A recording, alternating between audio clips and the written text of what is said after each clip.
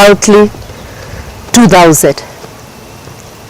There is information that for maternity, mothers will only get payment of up to 10,000.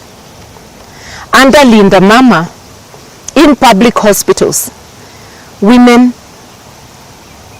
were accessing maternity services without paying. How many will be forced to deliver away from hospitals? This is a violation of the Constitution, in particular Article 43, which provides that the government of the day will ensure that Kenyans have access to quality health services. We should be transitioning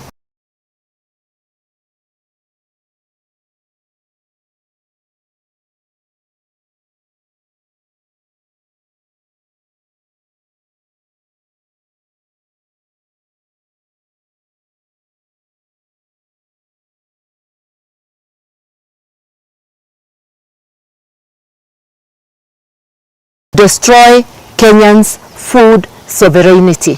You are aware of several agricultural bills that have come up that are criminalizing agricultural activities by Kenyans.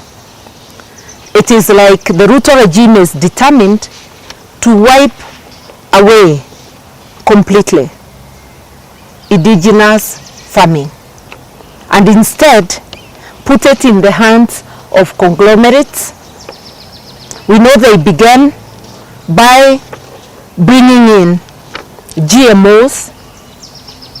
When the issue of agriculture is in the hands of conglomerates, poor people will not access seeds which will be out of their range.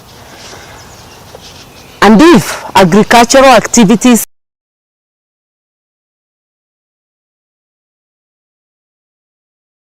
are criminalized, it means we all have to depend on buying food from the shops.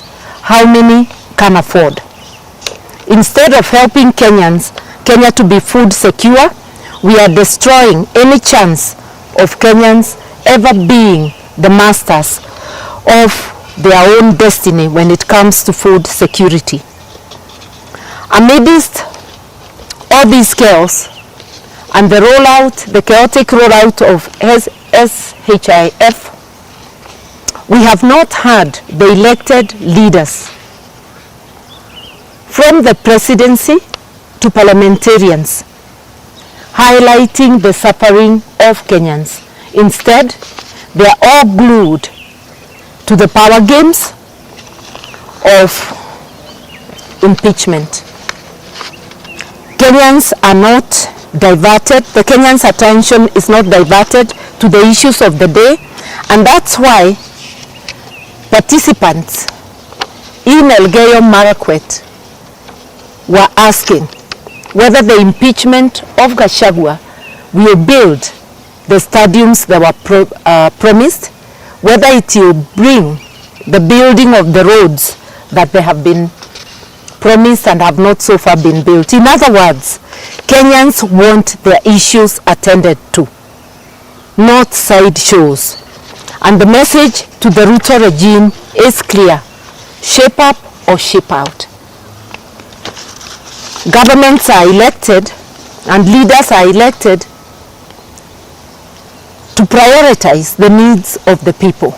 But it appears that Ruto and his regime and the entire parliament are oblivious of the needs of the people. Only very few of the parliamentarians are focused on the issues of the people. We are calling upon Kenyans to continue raising their voices. This regime needs not only to be reminded of its duty, but it needs to be forced out if it cannot attend to the people's needs. We are calling on Ruto and his cronies to heed the call for justice that take us throughout the valleys and hills of Kenya. and to know that Kenyans have not forgotten that they are being denied their rights, that there is economic sabotage, and that life is being made unbearable.